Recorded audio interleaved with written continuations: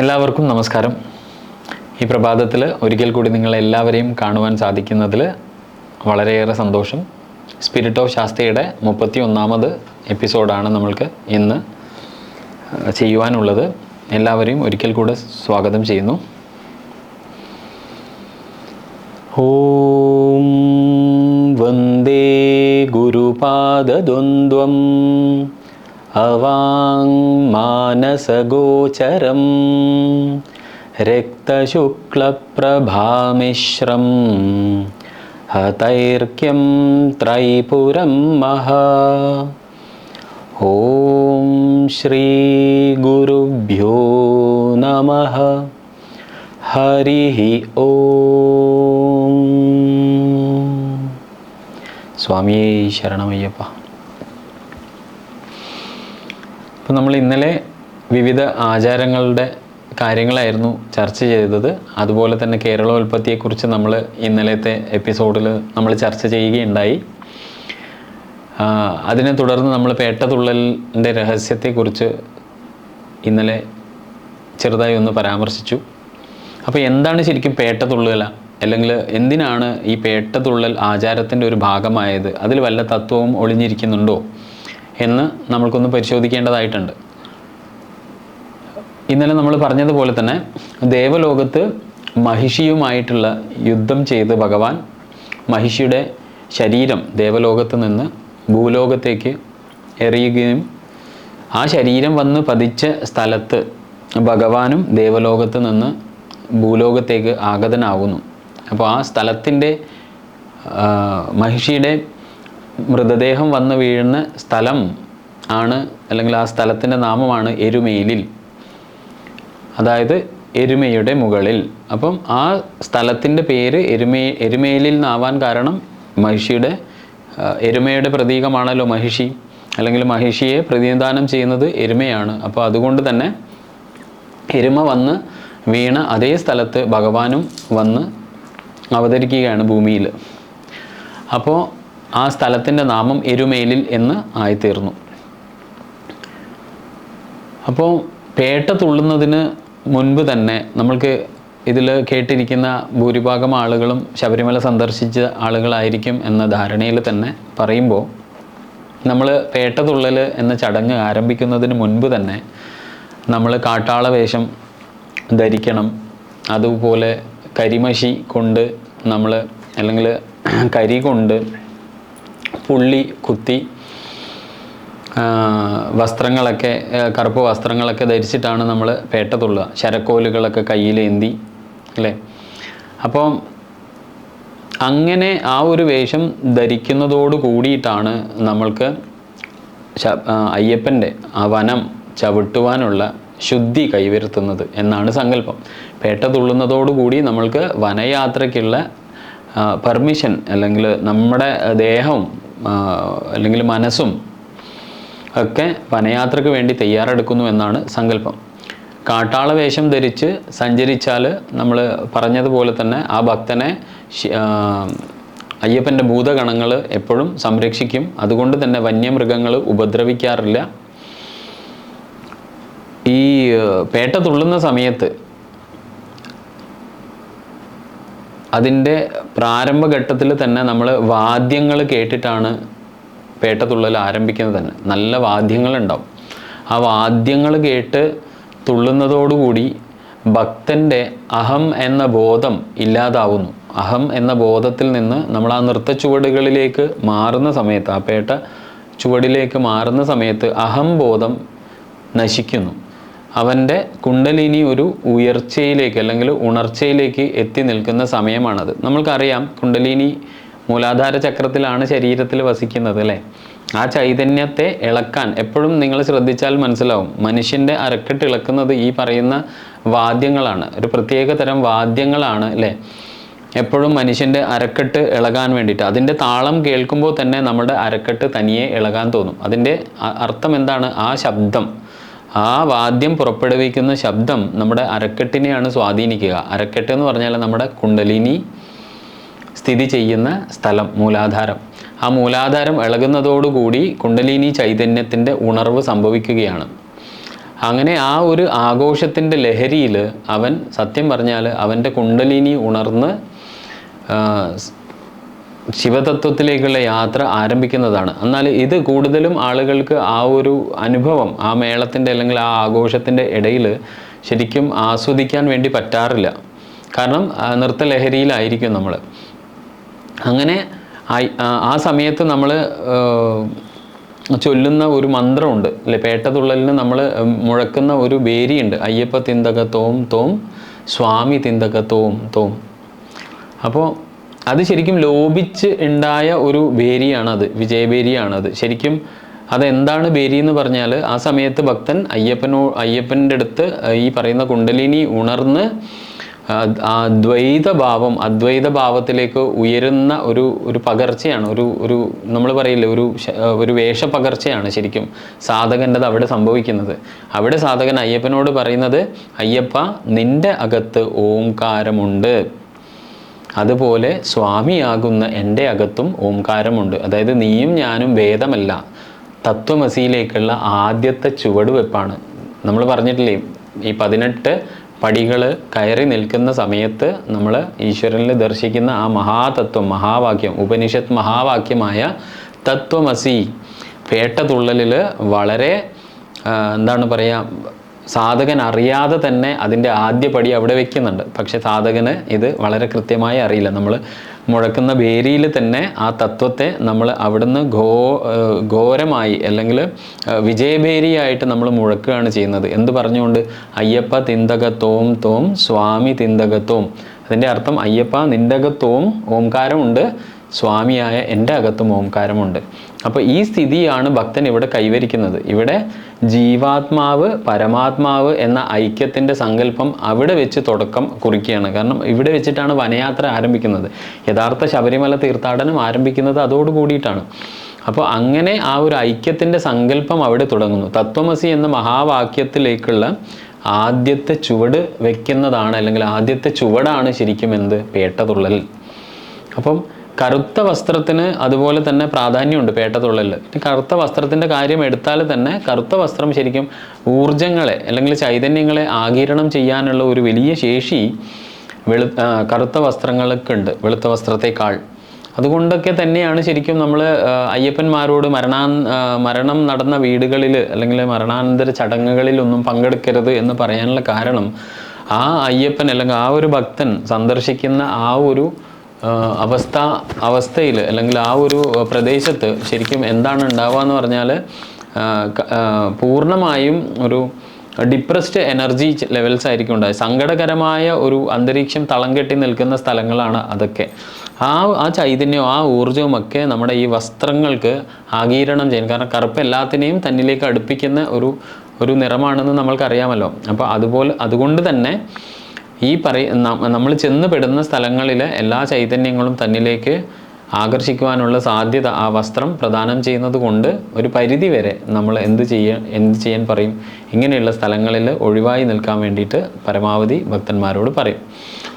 ഇനി നമ്മൾക്ക് അതിനുശേഷം പേട്ടതുള്ളിയതിന് ശേഷം മഹിഷിയുടെ ശവക്കല്ലറ തീർത്ത അഴുതമേട്ടിലേക്കാണ് അയ്യപ്പന്മാർ യാത്രയാവുന്നത്. അപ്പോൾ അഴുതമേട്ടിൽ എന്താണുള്ളത് എന്ന് പറഞ്ഞാൽ മഹിഷിയുടെ ശവക്കല്ലറയാണുള്ളത്. അവിടെയാണ് കല്ലിടാം കുന്ന്. അപ്പോൾ മഹിഷിയുടെ മൃതദേഹം സംസ്കരിച്ച ഈ സ്ഥലത്ത് അവിടെ എപ്പോഴും കൃത്തികമാർ എന്ന് പറയുന്ന ഭൂതഗണങ്ങൾ വാസം ചെയ്യുന്നു എന്നാണ് മഹാശാസ്ത്ര പൂജകൽപ്പത്തിൽ പറയുന്നത്. അവർക്ക് ആഹാരമായി പരമശിവൻ കൽപ്പിച്ചതാണ് ശരിക്കും എന്ത്? പാഷാണം. പാഷാണം എന്ന് പറയുന്നത് ആ കല്ലുകളാണ് ആ ഗണങ്ങളുടെ ഭക്ഷണം. അതിനാൽ അവിടെ കല്ലിട്ട് തൊഴുത് പോകണമെന്നാണ് ശരിക്കും ആചാരം. അപ്പോൾ അവിടെയുള്ള ദേവതമാർക്ക് പാൽപ്പായസമോ നെയ്പായസമോ മറ്റ് നിവേദ്യങ്ങളോ അല്ല അവിടെ ആചാരമായി ഇരിക്കുന്നത്. അവിടുത്തെ നിവേദ്യം കല്ലുകളാണ്. കാരണം കല്ലുകൾ, ആ പാഷാണമാണ് ആ ഭൂതങ്ങളുടെ, ഏതാണ് ആ ഭൂതം? കൃത്തികമാർ എന്ന് പറയുന്ന ആ ഭൂതങ്ങൾക്ക് മഹേശ്വരൻ കൽപ്പിച്ച് നൽകിയതാണ്. കാരണം ശിവൻ്റെ ഗണങ്ങളാണ് ഇവരൊക്കെ. അപ്പോൾ ആ ഗണങ്ങൾക്ക് അവിടെയുള്ള ഭക്ഷണം എന്താണ്? പാഷാണമാണ്, അതായത് കല്ലാണ്. ആ കല്ലാണ് നിവേദ്യം.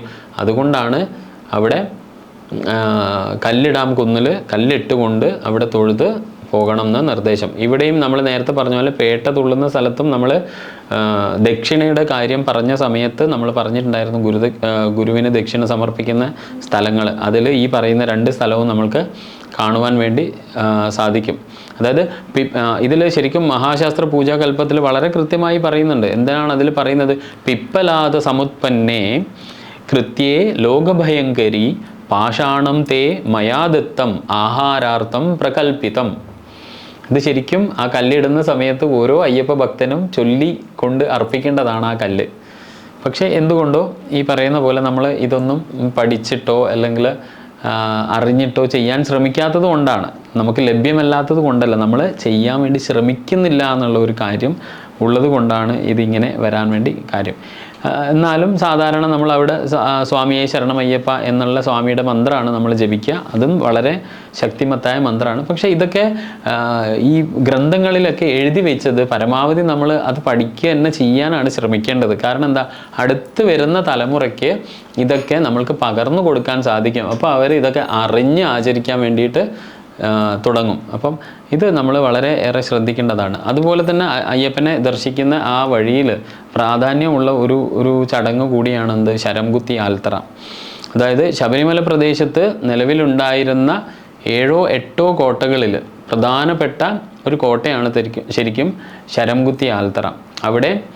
അവിടെ കുടികൊള്ളും. നേരത്തെ ഇപ്പോൾ നമ്മൾ അഴുതയിൽ കൃത്തിക എന്നുള്ള ഗണങ്ങളെ പറഞ്ഞതുപോലെ തന്നെ ശരംകുത്തി ആൽത്തറയിൽ കുടികൊള്ളുന്നത് അസ്ത്രഭൈരവൻ എന്ന ദേവതയാണ്. ആ അസ്ത്രഭൈരവനെ കുറിച്ച് പൂജാകൽപ്പത്തിലും പരാമർശിച്ചിട്ടുണ്ട്, അല്ലെങ്കിൽ പറഞ്ഞിട്ടുണ്ട് വളരെ കൃത്യമായിട്ട്. അസ്ത്രഭൈരവന് നിവേദ്യമായി വേണ്ടത് എന്താണ്? ശരമാണ്. അതുകൊണ്ടാണ് നമ്മൾ ഈ ശരക്കോല് കയ്യിലെടുക്കുന്നത്. ശരം കുത്തുന്നില്ലേ അവിടെ? ആ ശരം ശരിക്കും അസ്ത്രഭൈരവനുള്ള നിവേദ്യമാണ്.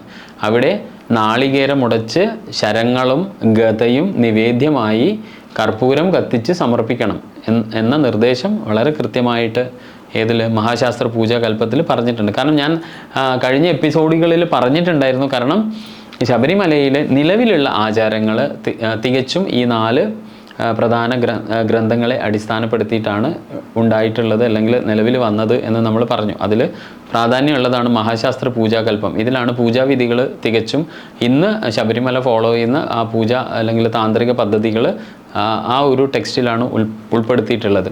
പിന്നെ നമുക്ക് അയ്യപ്പൻ്റെ ചരിത്രം പറഞ്ഞു തരുന്ന അയ്യപ്പ ഗീതയും അതുപോലെ തന്നെ ശ്രീഭൂതനാഥ സർവസ്വവും, പിന്നെ 4ാമത്തെ ടെക്സ്റ്റ് എന്ന് പറയുന്നത് ശ്രീഭൂതനാഥ ഉപാഖ്യാനമാണ്. ഈ 4 ടെക്സ്റ്റിലാണ് ശരിക്കും ഇന്ന് ശബരിമല നടന്നു കൊണ്ടുവരുന്ന ആചാരക്രമങ്ങൾ ഒക്കെ നിർദ്ദേശിച്ചിട്ടുള്ളത്. അല്ലെങ്കിൽ ഇതിൻ്റെ അടിസ്ഥാനത്തിലാണ് ഏറ്റവും ലേറ്റസ്റ്റായ ആചാര പദ്ധതികൾ, അല്ലെങ്കിൽ കാരണം നമ്മൾ പറഞ്ഞിട്ടുണ്ടല്ലോ, ശബരിമല എന്ന് പറഞ്ഞാൽ ഒരു പരിണാമ പ്രക്രിയയിൽ ഒരുപാട് ആചാരങ്ങൾ, ഒരുപാട് വിശ്വാസങ്ങൾ ഒക്കെ ഉണ്ടായിരുന്ന ഒരു മഹാക്ഷേത്ര, ഒരു കാവാണ്. മഹാക്ഷേത്രം എന്ന് പറയരുത്.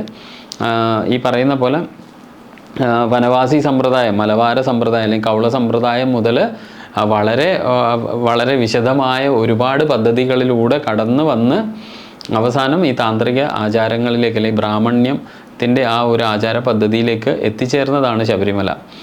അപ്പം ഇതാണ് നമ്മൾ വളരെ ഏറെ ശ്രദ്ധിച്ച് പഠിക്കേണ്ടത്. കാരണം ഇങ്ങനെ ആചരിക്കുമ്പോഴാണ് ശബരിമലയുടെ ആ പ്രധാന തത്വങ്ങൾ നമ്മൾക്ക് അറിഞ്ഞ് ആചരിക്കാനും അടുത്ത തലമുറ അതിന് അനുസരിച്ചിട്ട് അവർക്ക് ആചാരങ്ങളൊക്കെ ചിട്ടപ്പെടുത്തുവാനും സാധിക്കുക. 18 പടികളുടെ മുമ്പിൽ എത്തുമ്പോൾ തന്നെ ശരിക്കും നമ്മൾ ഓരോ ഭക്തനും ചൊല്ലേണ്ട ശ്ലോകം അതിൽ വിവരിച്ചിട്ടുണ്ട്. അതിന് തൃപ്പടി ധ്യാനം എന്നൊക്കെയാണ് പറയാം. ഇതൊന്നും സാധാരണ അയ്യപ്പന്മാർക്ക് അറിവുള്ളതല്ല.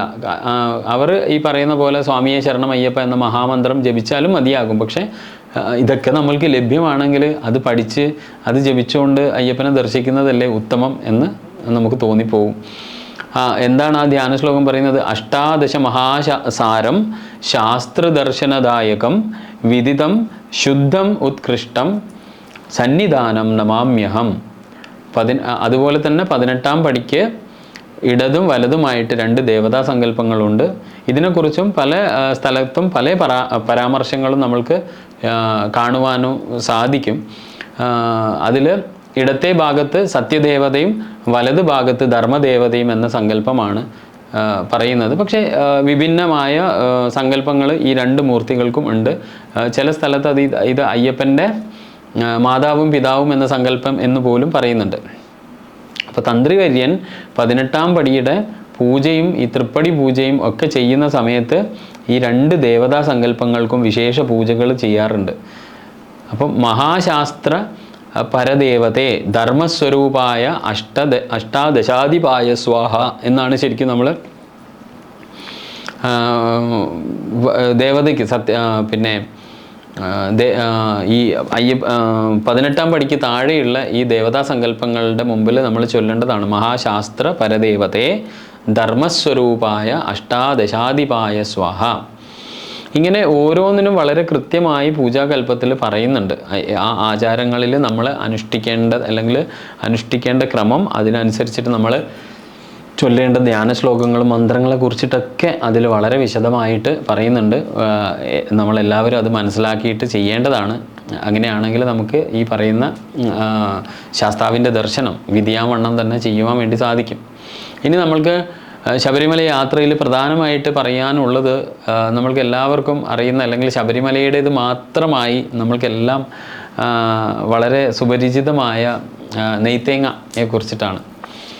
അപ്പോൾ നമ്മൾക്കറിയാം, ഇരുമുടിക്കെട്ടിൻ്റെ മുൻഭാഗത്ത് അത് ദേവനുള്ള അർച്ചന ചെയ്യുവാനുള്ള കെട്ടുകളാണ്. നമുക്കറിയാം, ദേവനുള്ള അർച്ചന ചെയ്യുവാനുള്ള സാധനങ്ങളാണ് ഒരു ഇരുമുടിക്കെട്ടിൻ്റെ മുൻഭാഗത്ത് ഉണ്ടാവുക. അതുപോലെ തന്നെ പിൻഭാഗത്ത് ആ മല ചവിട്ടുന്ന അയ്യപ്പനെ സ്വന്തം ആവശ്യങ്ങൾക്കുള്ള സാധന സാമഗ്രികളാണ് പിൻകെട്ടിലുണ്ടാവുക. അങ്ങനെ ഇരുമുടിക്കെട്ട് 2 ഭാഗമായിട്ടാണ് ഉണ്ടാവുക. അപ്പം നെയ്ത്തേങ്ങയിൽ, അതായത് നെയ്യ് നിറച്ച തേങ്ങ കൊണ്ടുവന്ന് അയ്യപ്പൻ്റെ വിഗ്രഹത്തിൽ അഭിഷേകം ചെയ്യുന്ന സമയത്ത് ശരിക്കും എന്താണ് ഒരു അയ്യപ്പൻ്റെ ഉള്ളിൽ സംഭവിക്കുന്നത് എന്ന് ചോദിച്ചാൽ, ഇവിടെയാണ് നമ്മൾ ഇതിനെ വളരെ ശാസ്ത്രങ്ങൾ എന്താ പറയുക, നിർദ്ദേശിക്കുന്ന രീതിയിൽ ഈ അനുഷ്ഠാനം, അതിൻ്റെ തത്വം മനസ്സിലാക്കിയിട്ട് നമ്മൾ ചെയ്യേണ്ടത്. തേങ്ങയുടെ അകത്തിരിക്കുന്നത് ആ ഭക്തൻ്റെ ജീവാത്മാവിനെ അല്ലെങ്കിൽ പ്രാണൻ്റെ പ്രതീകമാണ്.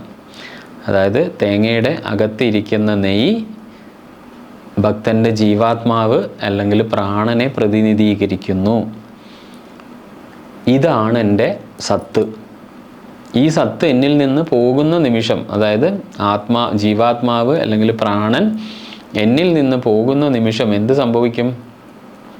ഞാൻ സത്ത് പോയവനായി മാറുന്നു. അങ്ങനെയാണ് നമ്മൾ ചത്ത് പോയി എന്ന് പറയുന്നില്ലേ, സത്ത് പോയവനായി മാറുന്നു. അപ്പോൾ അങ്ങനെ നമ്മൾ ആ ഒരു മനുഷ്യൻ എന്താ പറയുക, മരിച്ചു എന്നോ അല്ലെങ്കിൽ ചത്തുപോയി എന്നോ പറയുന്നു. അത് തന്നെ ആ തേങ്ങയുടെ പുറംഭാഗം ആകുന്ന ചിരട്ട, അതായത് നെയ്യ് കഴിഞ്ഞാൽ തൊട്ട് പുറത്തേക്ക് വരുന്നത് തേങ്ങയുടെ കാമ്പാണ്. ആ കാമ്പും പിന്നെ തേങ്ങയുടെ പുറംഭാഗമാകുന്ന ചിരട്ടയും, അതെന്താണ്? അതെൻ്റെ സ്ഥൂല ശരീരമാണ്. അതെന്താണ് പ്രതിനിധീകരിക്കുന്നത് എന്ന് ചോദിച്ചാൽ സ്ഥൂല ശരീരം. അപ്പോൾ നെയ്ത്തേങ്ങയിൽ നെയ്യ് എന്ന് പറയുന്നത് ഭക്തൻ്റെ ജീവാത്മാവും ആ തേങ്ങയിൽ ശേഷിക്കുന്ന കാമ്പും, നെയ്ക്ക് പുറത്തുള്ള കാമ്പും പിന്നെ തേങ്ങയുടെ പുറന്തോടും എൻ്റെ സ്ഥൂല ശരീരമാണ് സൂചിപ്പിക്കുന്നത്. അപ്പോൾ തേങ്ങയിലെ നെയ്യാകുന്ന എൻ്റെ ജീവാത്മാവ് പരമാത്മാവാകുന്ന ആ അയ്യപ്പ വിഗ്രഹത്തിൽ അഭിഷേകം ചെയ്യുന്ന നിമിഷം ജീവാത്മാവ് പരമാത്മാവിൽ ലയിക്കുന്നു എന്ന ഭാവമാണ് ഓരോ ഭക്തനിലും രൂഢമൂലമാവേണ്ടത്. അപ്പം നമ്മൾ കൊണ്ടുപോയ നെയ്ത്തേങ്ങ, അതിൽ നിന്ന് നെയ്യ് അയ്യപ്പ വിഗ്രഹത്തിലേക്ക് പകരുന്ന സമയത്ത് ഭക്തൻ്റെ ഉള്ളിലുണ്ടാവേണ്ടത് എൻ്റെ ജീവാത്മാവിൻ്റെ പ്രതീകമായ ആ നെയ്യ് പരമാത്മാവിൻ്റെ പ്രതീകമായ ആ അയ്യപ്പ വിഗ്രഹത്തിൽ അലിഞ്ഞു ചേരുകയാണ്. അതായത് എന്താണ്? ഞാൻ പരമാത്മാവിൽ ലയിക്കുകയാണ് ചെയ്യുന്നത്. അതിനുശേഷം ആ ബാക്കിയുള്ള ചിരട്ടയും കാമ്പും എന്താണ്? ശവമായി മാറും. അതായത് എൻ്റെ അകത്തുനിന്ന് എൻ്റെ ജീവാത്മാവ് പോയാൽ പിന്നെ എന്തേ ഉള്ളൂ? അവിടെ ബോഡി മാത്രമേ ഉള്ളൂ. ആ ശവം ആണ്. ഈ ശവത്തെയാണ് നമ്മൾ എന്ത് ചെയ്യുക? 18-ാം പടിക്ക് താഴെയുള്ള ആ ഒരു വലിയ ആഴിയുണ്ട് അല്ലേ, ആ ആഴിയിൽ ദഹിപ്പിക്കുന്നത്. എങ്ങനെയാണോ ഒരു മൃതദേഹം ദഹിപ്പിക്കുന്നത്, ആ ഭാവത്തിൽ തന്നെയാണ് നമ്മൾ ആ തേങ്ങ. കാരണം അതെൻ്റെ ശരീരത്തിൻ്റെ പ്രതീകമാണ്. എങ്ങനെയാണ് ഈ ശരീരത്തിൻ്റെ പ്രതീകം എന്ന് നമ്മൾ ഉദ്ദേശിക്കേണ്ടതെന്ന് പറഞ്ഞാൽ, നമ്മൾ അയ്യപ്പ മലക്ക് പോകുന്നത് തന്നെ ജീവിതത്തിൽ ഓരോ ലക്ഷ്യം വെച്ചിട്ടാണ്. അപ്പോൾ ആ ലക്ഷ്യം നേടുന്നതിന് വേണ്ടിയിട്ട്, ആ ലക്ഷ്യം നേടുന്നത് എപ്പോഴാണ് അത് സായുജ്യം അടയുന്നത്? 18 പടികൾ ചവിട്ടി. 18 പടികൾ എന്താണെന്ന് നമ്മൾ അയ്യപ്പ ഗീതയിലും ശ്രീഭൂതനാഥ സർവസത്തിലും ഭഗവാൻ പറഞ്ഞത് നമ്മൾ പഠിച്ചു കഴിഞ്ഞു. അപ്പോൾ ആ 18 കാര്യങ്ങളെയും ജയിക്കുമ്പോൾ ഞാനും അയ്യപ്പനും ഭേദമില്ല എന്ന അവസ്ഥയിലേക്ക് എത്തും. ആ ഭേദമില്ല എന്ന അവസ്ഥയിലേക്ക് എത്തുമ്പോൾ നിലവിലുണ്ടാവുന്ന എൻ്റെ ശരീരത്തിലെ ജീവാത്മാവിനെ ഞാൻ പരമാത്മാവിലേക്ക് ലയിപ്പിക്കുന്നു. അതോടുകൂടി എൻ്റെ നിലവിലുള്ള അസ്തിത്വം അയ്യപ്പനായി മാറുന്നു. അപ്പോൾ നിലവിലുള്ള എൻ്റെ ശരീരത്തിൻ്റെ പ്രതീകാത്മകമായ തേങ്ങയുടെ കാമ്പും തേങ്ങയുടെ പുറന്തോടും ഞാൻ ആഴിയിൽ കൊണ്ടുപോയിട്ട് ദഹിപ്പിക്കുന്നു എന്ന് പറഞ്ഞാൽ, ഈ അയ്യപ്പ മലയ്ക്ക് പോയ ഈ അവിനാശ് എന്ന ഞാൻ അവിടെ പരമാത്മാവിൽ ലയിച്ചു. പിന്നെ ശബരിമലയിൽ നിന്ന് വരുന്നത് പുതിയ ആളായിട്ടാണ്.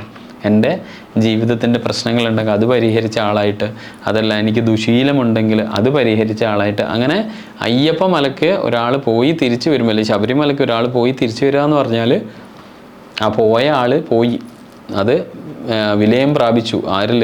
അയ്യപ്പ വിഗ്രഹത്തിൽ. പിന്നെ തിരിച്ചു വരുന്നത് ആരാണ്? ഒരു പുതിയ മനുഷ്യനായിട്ടാണ്. അതാണ് ശരിക്കും അയ്യപ്പ തീർത്ഥാടനത്തിൻ്റെ സങ്കല്പങ്ങൾ. അപ്പം പ്രധാനമായും ഈ തേങ്ങയിൽ ശരിക്കും 6 ദേവതാ സങ്കല്പങ്ങൾ ഉണ്ട് എന്നാണ് പറയാം. നമ്മൾ നിറക്കുന്ന നെയ്യിൽ 6 ദേവതാ സങ്കല്പങ്ങളുണ്ട്. അല്ലെങ്കിൽ നമ്മൾ നെയ്ത്തേങ്ങ നിറക്കുന്ന ആ തേങ്ങയിൽ എന്താണുള്ളത്? ശരിക്കും 6 ദേവതാ സങ്കല്പങ്ങൾ. അത് ഏതൊക്കെയാണ് 6 ദേവതാ സങ്കല്പങ്ങൾ? അത് കൃത്യമായിട്ട് ഈ പറയുന്ന പൂജാകല്പത്തിൽ പറഞ്ഞിട്ടുണ്ട്. കേരമൂലസ്ഥിതേ ബ്രഹ്മ, കേരമധ്യേതു മാധവഃ, കേരകണ്ഠേ സ്ഥിതാ ശംഭു, കേരമൂലേ സ്ഥിതാ വാണി, കേരമധ്യേ രമാ സ്ഥിത, കേരകണ്ഠേ സ്ഥിതാ ഗൗരി, കേരാഗ്രേ സർവദേവതാഃ. എന്താണ് പറയുന്നത്? കേരമൂലം, അത് തേങ്ങയുടെ ബേസിൽ അത് ബ്രഹ്മശക്തിയും മധ്യത്തിൽ വിഷ്ണു ശക്തിയും മാധവ, പിന്നെ കേരത്തിൻ്റെ കണ്ഠസ്ഥിതിയിൽ ശംഭുവും, അങ്ങനെ കേരമൂലെ സ്ഥിതാവാണി. സ്ഥിതാവാണി എന്ന് പറഞ്ഞാൽ എന്താണ് ശരിക്കും? കേരമൂല എന്ന് പറഞ്ഞാൽ ബ്രഹ്മാവിൻ്റെ ഇരിപ്പിടത്തിൽ ആരും കൂടിയുണ്ട്? വാണി, സരസ്വതിയും കൂടിയുണ്ട്. അതുപോലെ തന്നെ കേരമധ്യേ രമാസ്ഥിത എന്ന് പറഞ്ഞാൽ മധ്യത്തിൽ ആരാണുള്ളത്? വിഷ്ണുവാണ്. ആ വിഷ്ണുവിൻ്റെ കൂടെ ആര്? രമയുണ്ട്, അല്ലെ? ലക്ഷ്മി ദേവി ഉണ്ട്. പിന്നെന്താണ്? കേരകണ്ഠേ സ്ഥിതാ ഗൗരി. ഗൗരിയാണ് എവിടെ? ടോപ്പിൽ മഹാദേവൻ്റെ അടുത്ത് കൂടെയുള്ളത്. അങ്ങനെ കേരാഗ്രേ, കേരത്തിൻ്റെ അറ്റത്ത് സർവ്വദേവതയും വസിക്കുന്നു. ഇപ്രകാരം ദേവതാസ്മരണം ചെയ്തതിന് ശേഷം കർമ്മം കൊണ്ടും മനസ്സുകൊണ്ടും വാക്കുകൊണ്ടും ശുദ്ധിയോടും ഭക്തിയോടും കൂടി ഞാൻ നെയ് നിറക്കുന്നു എന്നാണ് സങ്കല്പിക്കേണ്ടത്. അപ്പം ശ്രദ്ധിക്കുക, നെയ്ത്തേങ്ങ നിറക്കുന്ന സമയത്ത് ആ തേങ്ങയിൽ മൂലത്തിൽ ആരൊക്കെയുണ്ട്? അതിൻ്റെ അടിസ്ഥാനത്തിൽ ബ്രഹ്മാവും സരസ്വതിയും, മധ്യത്തിൽ വിഷ്ണുവും ലക്ഷ്മിയും, ഖണ്ഡത്തിൽ ശിവനും ഗൗരിയും, അഗ്രത്തിൽ സർവദേവത. ഓക്കെ, ഇങ്ങനെ ആ തേങ്ങയെ സ്മരിച്ചുകൊണ്ട് ആ ബോധത്തോടു കൂടി കർമ്മം കൊണ്ടും മനസ്സുകൊണ്ടും വാക്കുകൊണ്ടും ശുദ്ധിയോടും ഭക്തിയോടും കൂടിയിട്ട് ഞാൻ നെയ് നിറക്കുന്നു എന്ന് മനസ്സിൽ സങ്കല്പിക്കണം ആ സമയത്ത്. എന്നിട്ട് എന്താണ് നമ്മൾ ചൊല്ലേണ്ട മന്ത്രങ്ങളുണ്ട്. എന്താണ്? ഗന്ധപുഷ്പാക്ഷതൈർ ഭക്തിയ കുശാഗ്രേ പൂജിതൈരഭി ഘൃതം പൂരയതാം ശുദ്ധം കേരേ കേരേ യഥാവിധി. യഥാവിധിയാൽ ഞാൻ ഈ തേങ്ങയിൽ കേരേ കേരേ എന്താണ്? ഘൃതം പൂരയതാം ശുദ്ധം, ശുദ്ധമായ ഘൃതം ഞാൻ നിറക്കുകയാണ്. ഗന്ധപുഷ്പാക്ഷതൈർ ഭക്തിയ, കാരണം ഗന്ധപുഷ്പാക്ഷതങ്ങളൊക്കെ ചേർത്ത് ഭക്തിപൂർവം പൂജിച്ചതായ ഈ നാളികേരത്തിൽ ഘൃതം ഞാൻ ഭക്തിപൂർവം നിറക്കുകയാണ്. കർമ്മണാ മനസാ വാച ശുദ്ധ്യാ ഭക്തിയാ ജഗദ്ഗുരോഹോ ഗുപ്തസ്യ ദേവകാര്യാർത്ഥം പൂരയൻ കപിലാകൃതം എന്നും കൂടെ നമ്മൾ ചൊല്ലും. എന്താണ്? അനുഷ്ഠാനം എന്ന ശാസ്ത്രത്തിൽ വിധിച്ചിരിക്കുന്നതാണ് ആചാരം എന്ന് പറഞ്ഞാൽ. കാരണം എന്താണ്? ഇതൊക്കെ നമ്മുടെ ടെക്സ്റ്റിൽ വിധിച്ച ആചാരങ്ങളാണ്, അനുഷ്ഠാനങ്ങൾ. അനുഷ്ഠാനം എന്നത് എന്താണ് ശരിക്കും? അനുഷ്ഠാനം എന്താണ്? അനുഷ്ഠാനം എന്നത് ശാസ്ത്രത്തിൽ വിധിച്ചിരിക്കുന്നതിനെയാണ് നമ്മൾ അനുഷ്ഠാനം എന്ന് വിളിക്കുക. ആചാരം എന്നത് ശരിക്കും എന്താണ്? കുലവും ദേശവുമായി ബന്ധപ്പെട്ട് ചെയ്യുന്ന ക്രിയകളെയാണ് നമ്മൾ ആചാരം എന്ന് വിളിക്കുക. കുലാചാരം, ദേശാചാരം എന്നൊക്കെ പറഞ്ഞിട്ട്. അപ്പോൾ അടിസ്ഥാനത്തെ യഥാവിധി അറിഞ്ഞുകൊണ്ട് ആചരിക്കുമ്പോൾ ഒരാൾക്ക് ആത്മസംതൃപ്തി ഉണ്ടാവും. ഏത് നമ്മുടെ അടിസ്ഥാനം എന്താണ് എന്നറിഞ്ഞുകൊണ്ട് നമ്മൾ ഒരു ആചാരത്തെ അനുഷ്ഠിക്കുമ്പോൾ നമ്മൾക്ക് എന്തുണ്ടാവും?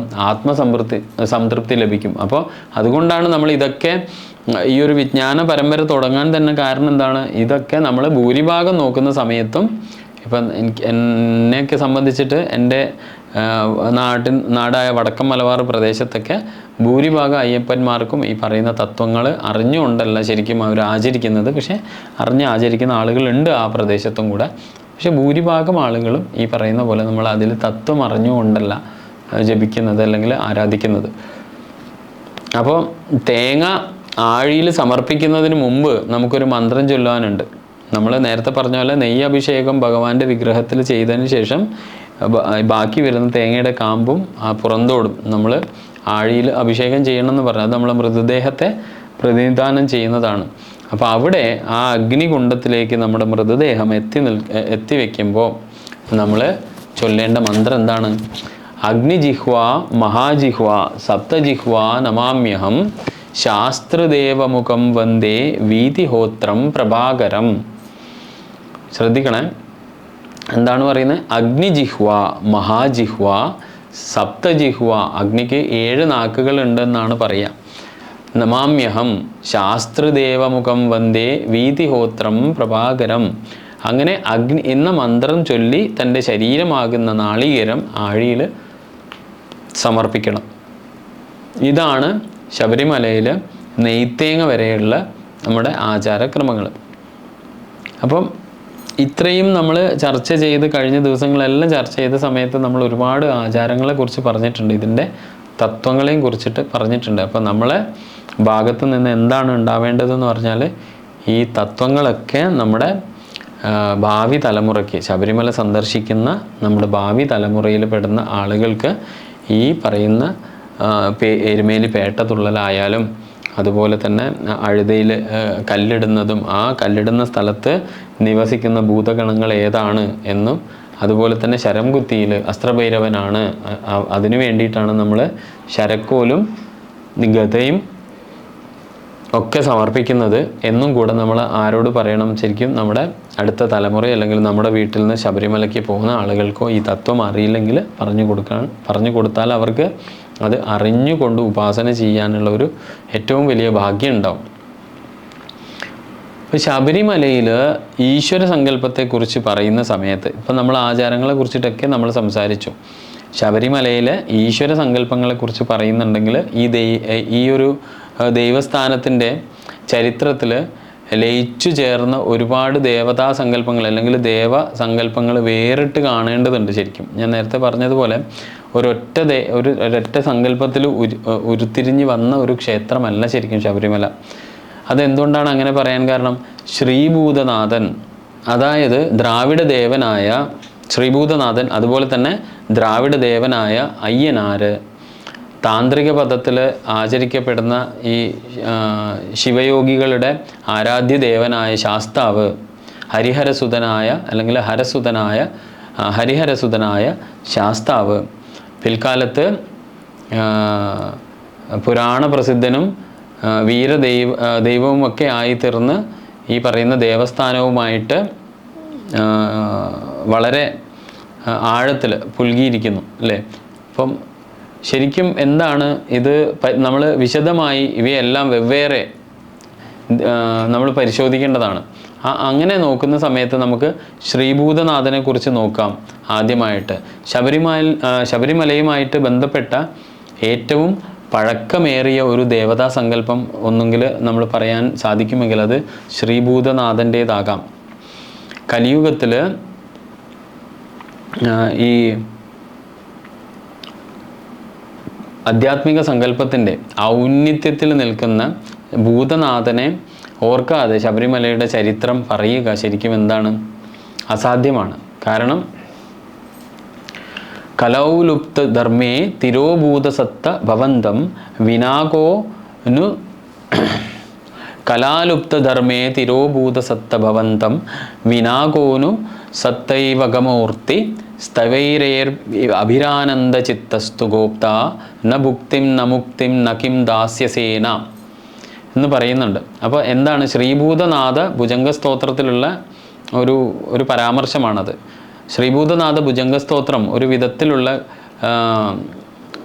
കഥകളുമായും നേരത്തെയുള്ള ഈ പറയുന്ന ഒരുപാട് ചരിതങ്ങളും അല്ലെങ്കിൽ പരാമർശങ്ങളുമായിട്ട് കൂട്ടിക്കുഴയ്ക്കാതെ നിരാകാരനും അവ്യക്തനും പരമമായ ആനന്ദത്തിൻ്റെ ഇരിപ്പിടവുമായാണ് ഭൂതനാഥനെ വർണ്ണിക്കുന്നത്. ശ്രീഭൂതനാഥൻ നിരാകാരനും അവ്യക്തനും, അപ്പോൾ സഹസ്രാരത്തിൽ വസിക്കുന്നവനുമാണ്. ഓരോ വ്യക്തിയുടെ ഉള്ളിലെ ഈ ശബരിഗിരിയിലാണ് ശ്രീഭൂതനാഥന് സ്ഥാനം. ഈ ശ്രീഭൂതനാഥന് ചരിത്രവും പുരാണവുമായി എന്തു ബന്ധം?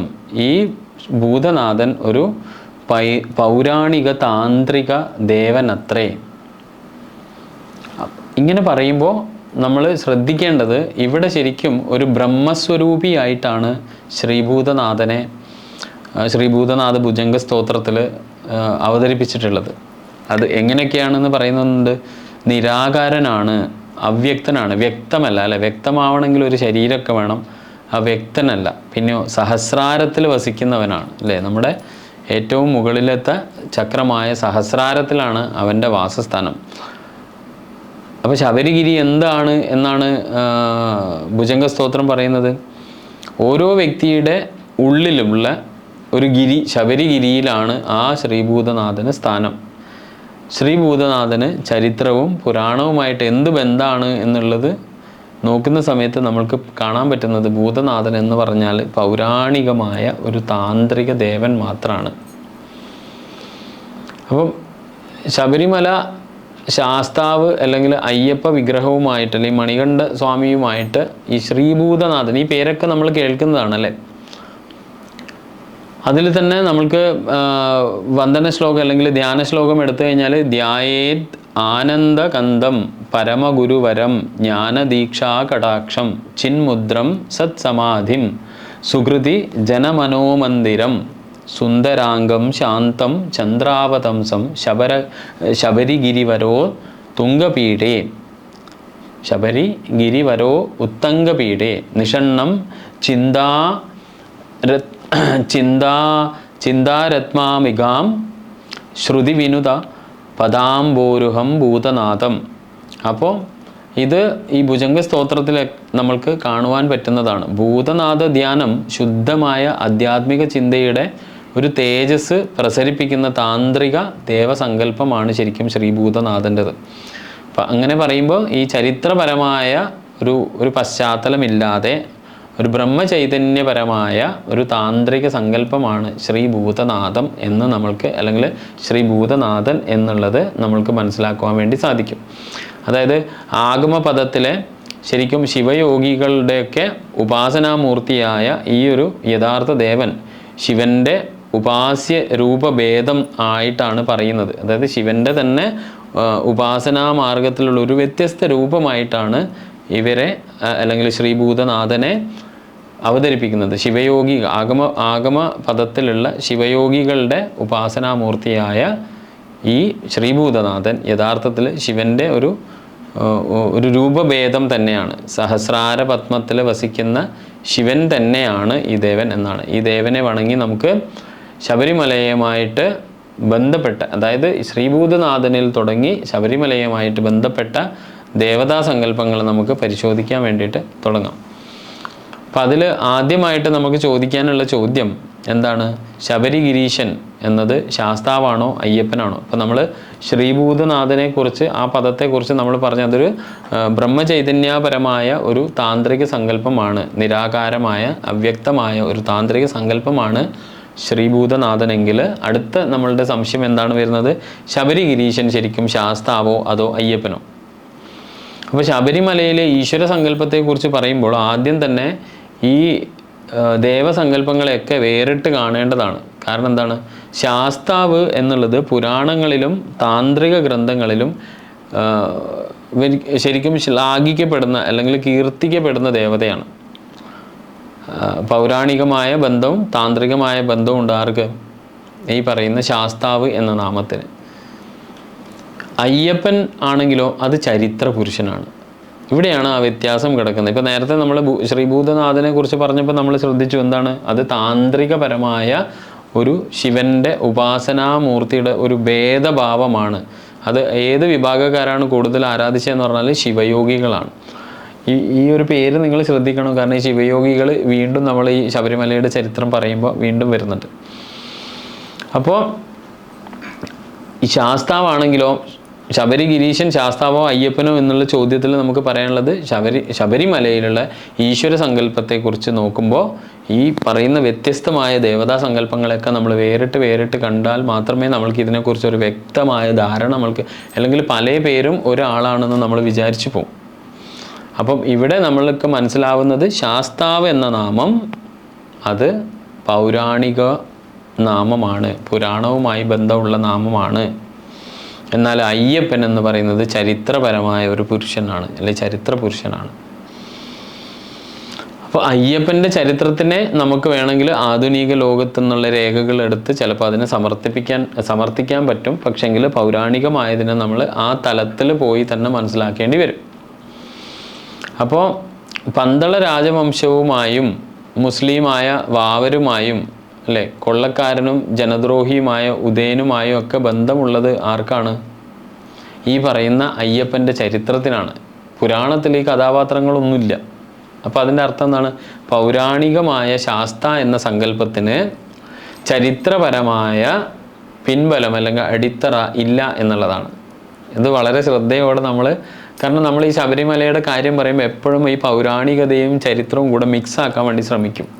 അവിടെ നമ്മൾ മനസ്സിലാക്കേണ്ടത് ചരിത്രപരമായി നമ്മൾ പറയുന്നത് മനുഷ്യൻ്റെ അസ്തിത്വമായ അല്ലെങ്കിൽ ഒരു മനുഷ്യ അവതാരമായ അയ്യപ്പനെ കുറിച്ചും, പൗരാണികമായി നമ്മൾ പറയുന്നത് ഒരു ചൈതന്യവിശേഷമാണ്. ആ ചൈതന്യവിശേഷത്തിൻ്റെ പേരാണെന്ത്? ശാസ്താവ്, ധർമ്മശാസ്താവ് എന്നുള്ളത്. ഇത് വലിയൊരു കൺഫ്യൂസിങ് പോയിൻ്റാണ്. ഇവിടെ നമ്മൾ കറക്റ്റായിട്ട് ഇതിനെ മനസ്സിലാക്കിയാൽ അയ്യപ്പൻ്റെ ചരിതങ്ങൾ അല്ലെങ്കിൽ അയ്യപ്പനെ കുറിച്ചിട്ടുള്ള കഥകൾ നമ്മൾക്ക് പറയുമ്പോൾ അല്ലെങ്കിൽ ഐതിഹ്യങ്ങൾ കേൾക്കുമ്പോൾ നമുക്ക് ശരിക്കും വേർതിരിച്ചെടുക്കാനാവും. ധർമ്മശാസ്താവ്, ഇപ്പം നിങ്ങൾക്ക് ശ്രീഭൂതനാഥൻ എന്ന് പറയുമ്പോൾ കൃത്യമായി അറിയാം അത് ശിവയോഗികൾ ആരാധിച്ചിരുന്ന ശിവൻ്റെ ധ്യാന സ്വരൂപമാണ് ശരിക്കും എന്ത്? ശ്രീഭൂതനാഥൻ. ഇനി നിങ്ങൾക്ക് ഈ പറയുന്ന പോലെ ഗിരീശൻ അതായത് ശാസ്താവോ അല്ലെങ്കിൽ അയ്യപ്പനോ എന്നുള്ള ഒരു സംശയം വരുന്ന സമയത്ത് നിങ്ങൾക്ക് വളരെ കൃത്യമായി അറിയും ശാസ്താവ് എന്നത് പുരാണങ്ങളുമായി ബന്ധപ്പെട്ട ഒരു ചൈതന്യം. നമ്മൾ ഇന്നലത്തെ ക്ലാസ്സിൽ പറഞ്ഞില്ലല്ലോ, പ്രപഞ്ചം നിലനിർത്താൻ അല്ലെങ്കിൽ ധർമ്മം ആ ക്രമം നിലനിർത്താൻ വേണ്ടിയിട്ട് വിവിധ ചൈതന്യങ്ങൾ നമ്മൾക്ക് ലോകത്ത് ആവശ്യമാണ്. അപ്പോൾ അങ്ങനെയുള്ള ചൈതന്യത്തെ ആണ് ശാസ്താവ് എന്ന് വിളിച്ചത്. എന്നാൽ അയ്യപ്പൻ എന്നുള്ളത് യഥാർത്ഥത്തിൽ മനുഷ്യാവതാരമാണ്. ഭൂമിയിൽ പിറന്നു വീണ ആ തത്വത്തെ ഉൾക്കൊണ്ട് ജീവിതം മുൻപോട്ട് നയിച്ച ഒരു ചരിത്ര പുരുഷൻ. അപ്പോൾ ആ ചരിത്ര പുരുഷനാണ് ആരുമായിട്ട് ബന്ധം? പന്തള രാജവംശവുമായിട്ടും മുസ്ലിമായ സഹോദരനായ വാവരുമായും അതുപോലെ കൊള്ളക്കാരനും ജനദ്രോഹിയുമായ ഉദയനുമായും ഒക്കെ ബന്ധമുള്ളത് ആർക്കാണ്? അയ്യപ്പൻ എന്ന മനുഷ്യാവതാരത്തിനാണ്. എന്നാൽ ഇന്ന് സാധാരണക്കാരനായ അയ്യപ്പ ഭക്തന് അയ്യപ്പൻ അവതാരമാണ്. ഇതാണ് നമ്മൾ ശരിക്കും കൺഫ്യൂഷൻ ആവുന്ന പോയിൻ്റാണ് ഇത്. നമ്മൾ കുറച്ചുകൂടെ ശ്രദ്ധയിലും മനസ്സിലാക്കിക്കൊണ്ട് പോവുകയാണെങ്കിൽ നമുക്ക് വലിയൊരു തത്വം നമുക്ക് മനസ്സിൽ സ്വന്തമാക്കാൻ പറ്റും. ഇപ്പം മഹിഷാസുര മർദ്ദകനാണ് ആര്? സാധാരണക്കാരൻ അയ്യപ്പൻ. അയ്യപ്പനും ശാസ്താവും എന്നുള്ളത് സാധാരണക്കാരന് എന്താണ്? പര്യായ ശബ്ദങ്ങളാണ്. അതിനാൽ തന്നെ ഈ സംശയത്തിൻ്റെ വേരറുക്കാതെ ശബരിമല ക്ഷേത്രത്തിൻ്റെയോ അയ്യപ്പൻ്റെയോ ചരിത്രം ചെയ്യുന്നത് വിഡ്ഢിത്തമാണ്. കാരണം അതുകൊണ്ടാണ് ആദ്യമേ നമ്മൾ എന്ത് പറയുന്നത്? ശാസ്താവ് എന്നുള്ളത് പുരാണത്തിലാണ് നമ്മൾ ചെയ്യേണ്ടത്. അയ്യപ്പൻ എന്ന് പറഞ്ഞാൽ ചരിത്രപരമായ രേഖകളിലാണ് നമ്മൾ തിരയേണ്ടത്. ഇത് രണ്ടും ഒന്നാണെന്ന് നമ്മൾ സമർത്ഥിക്കുന്ന സമയത്താണ് നമ്മൾ എന്തൊക്കെയോ പൊട്ടത്തരങ്ങൾ നമ്മൾ വിളിച്ച് പറയും. അതൊക്കെ കേട്ട് ഇതൊക്കെ ശരിയാണെന്നുള്ള ഭാവത്തിൽ അടുത്ത തലമുറയും വന്നെത്തി നിൽക്കും. അപ്പോൾ ഇത് നമ്മൾ വളരെയേറെ ശ്രദ്ധിക്കേണ്ട ഒരു കാര്യമാണ്. അപ്പോൾ ഈ ഒരു മിഥ്യാധാരണയുടെ വേര് നമ്മൾ ആദ്യം അറുക്കാതെ ശബരിമല ക്ഷേത്രത്തിൻ്റെയോ അയ്യപ്പൻ്റെയോ ചരിത്രം ചെയ്യുന്നത് തന്നെ ശരിക്കും വിഡ്ഢിത്തമാണ്. അതുകൊണ്ടാണ് ആദ്യമേ നമ്മൾ ഈ ഒരു വിഷയം ഇത്രത്തോളം ആഴത്തിൽ തുടക്കത്തിൽ തന്നെ പറഞ്ഞു പോയത്. ഇനി ശാസ്താവിനെ നമ്മൾ ഹരിഹരസുതൻ അവിടെ നേരത്തെ നമ്മൾ പറഞ്ഞ പോലെ ആര്യദേവത എന്നൊക്കെ നമ്മൾ സംബോധന ചെയ്ത് കാണലുണ്ട്. അവിടെ ഈ പറയുന്ന പോലെ ഹരിഹരസുതൻ എന്ന് പറയുമ്പോഴും അവിടെ പൗരാണികമായ ബന്ധമാണ്. അത് വരുമ്പോൾ നമുക്കറിയാം എന്താണ്, പാലാഴി മദനത്തിൽ മോഹിനി രൂപം കൊണ്ട് വിഷ്ണുവിൽ ശിവൻ അനുരക്തനായി അങ്ങനെ അവർക്കൊരു പുത്രൻ ജനിച്ചു അല്ലേ എന്ന് ഭാഗവതം പറയുന്നു. കുട്ടിയുടെ പേരെന്താണ് അന്ന് തന്നെ വെച്ചത്, ശാസ്താവ് എന്നാണെന്ന് കൂടി സ്കന്ദപുരാണത്തിൽ പറഞ്ഞിട്ടുണ്ട്. അപ്പോൾ നേരത്തെ നമ്മൾ ഈ പറയുന്ന പോലെ കേരളത്തിൻ്റെ അസ്തിത്വം പരിശോധിച്ചപ്പോൾ രാമായണത്തിൽ, മഹാഭാരതത്തിൽ, ശ്രീമദ് ഭാഗവതത്തിൽ, അതുപോലെ തന്നെ കാളിദാസത്തിൻ്റെ രഘുവംശത്തിലും കൂടെ കേരളദേശം എന്ന പരാമർശം ഉണ്ട് എന്ന് പറഞ്ഞതുപോലെയാണ് ഇവിടെയും എന്താണ് പറയുന്നത്, പാലാഴി മദന കാലത്ത് മോഹിനി രൂപം പൂണ്ട വിഷ്ണുവിൽ ശിവൻ ആകൃഷ്ടനായി അല്ലെങ്കിൽ അനുരക്തനായി അവർക്ക് ജനിച്ച പുത്രനാണ് എന്ത് പറയുന്ന ശാസ്താവ് എന്ന പേരിൽ ജനിച്ചതെന്ന് ഭാഗവതം പറയുന്നു. അതേ അഭിപ്രായം തന്നെയാണ് സ്കന്ദപുരാണത്തിലും കാണുവാനുള്ളത്. അപ്പോൾ ഈ ഒരു ശാസ്താവിനെ വിവാഹിതനായും പൂർണ്ണ എന്നും പുഷ്കല എന്നും പേരുമുള്ള 2 ഭാര്യമാരുടെ പ്രാണനാഥനായുമാണ് സങ്കല്പിച്ചിട്ടുള്ളത്. ശ്രദ്ധിക്കണം, ഇത് നമ്മൾക്കൊക്കെ അറിയുന്ന അയ്യപ്പൻ ശരിക്കും നിത്യബ്രഹ്മചാരിയാണെങ്കിൽ ഇവിടെ അവതരിപ്പിക്കപ്പെട്ട അയ്യപ്പൻ പൂർണ്ണ പുഷ്കല എന്ന ഭാര്യമാരോടുകൂടി അവതരിപ്പിക്കപ്പെട്ടു. ഇപ്പം ശിവനും മോഹിനി രൂപം പൂണ്ട വിഷ്ണുവിനും ജനിച്ച പുത്രനാണ് ആരെന്ന് പറഞ്ഞു നമ്മൾ, ശാസ്താവ്. ഈ കഥയുടെ കാര്യത്തിലും ഭാവത്തിലും സ്കന്ദ പുരാണത്തിനും ഏകദേശം ഇതേ അഭിപ്രായം തന്നെയാണ് ഉള്ളത്. ഇതാണ് നമ്മൾ ശരിക്കും ആര്യദേവനായ ശാസ്താവ് എന്ന ഭാവത്തിൽ നമ്മൾ പറയുന്നത്. പൂർണ്ണ പുഷ്കല സമേതനായി ഇരിക്കുന്ന അയ്യപ്പനെയാണ് ശരിക്കും നമ്മൾ ആര്യദേവനായ ശാസ്താവ്. അപ്പോൾ മഹിഷി വധമായിരുന്നു ശാസ്താവിൻ്റെ അവതാര ലക്ഷ്യം. അപ്പോൾ ശാസ്താവ് എന്ന ഈ അസ്തിത്വം ആര്യ ദേവതാ സങ്കല്പം കൂടി ഉൾപ്പെടുന്നതാണ്.